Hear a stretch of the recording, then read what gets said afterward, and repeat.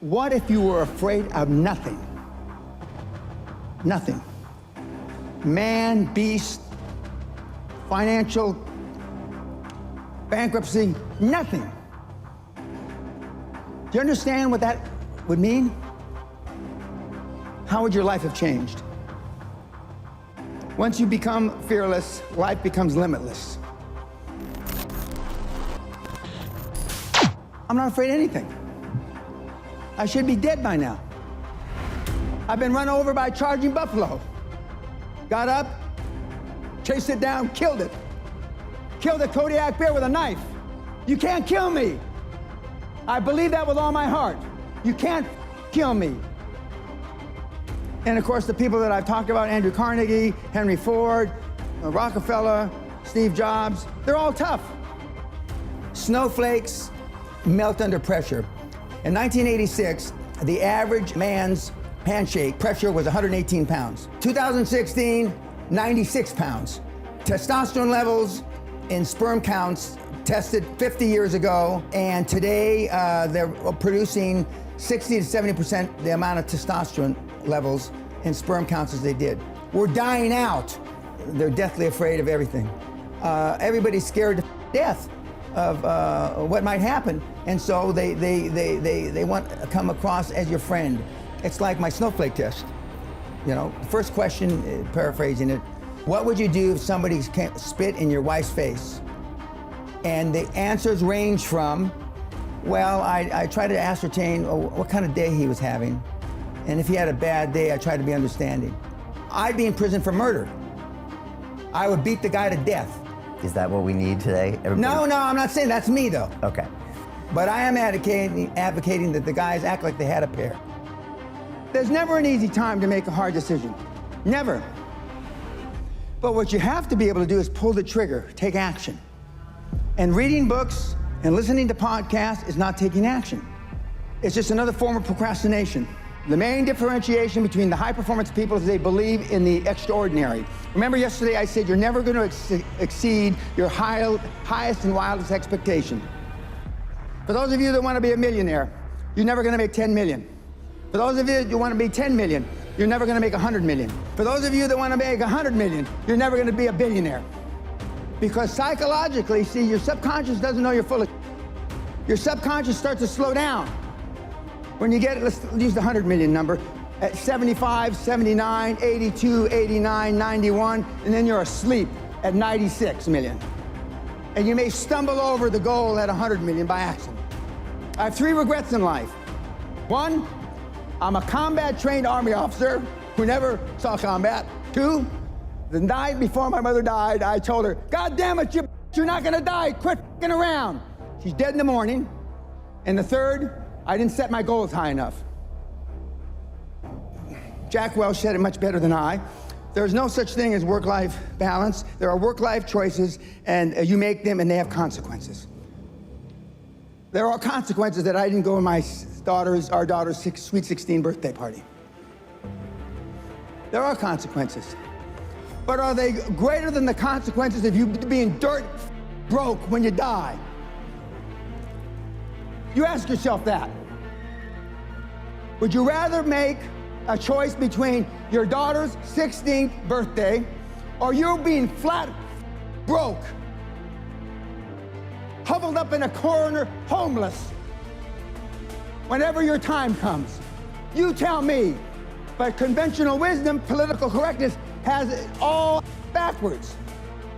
You're a bad person because you missed her birthday, right?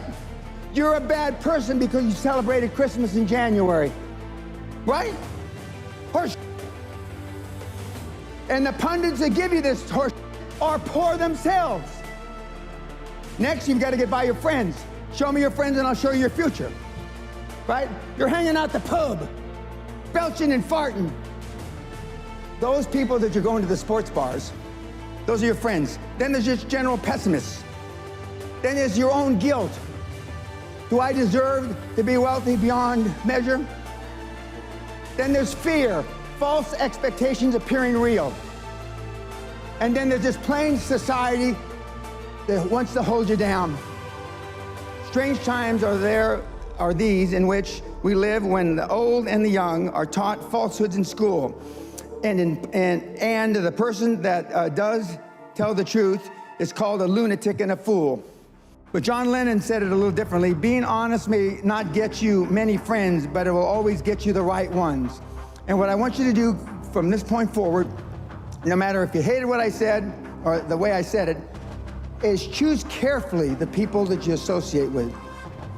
Warren, back when he used to send out tweets, Buffett that is, you will continue to suffer if you have an emotional reaction to everything that is said to you. True power is sitting back and observing things with logic, and power is restraint. True power is restraint. If words control you, that means everyone else can control you. Breathe, and let things pass. In my day, they used to say, sticks and stones can break your bones, but words can never hurt you. Now it's just the opposite. There are major universities in this country, on this planet, that have safe rooms, that have safe buildings, that if life becomes too stressful, you go to that building. If your adult child needs a safe space to avoid offensive words, you failed as a parent. Most of us care what other people say, and most people care what other people think.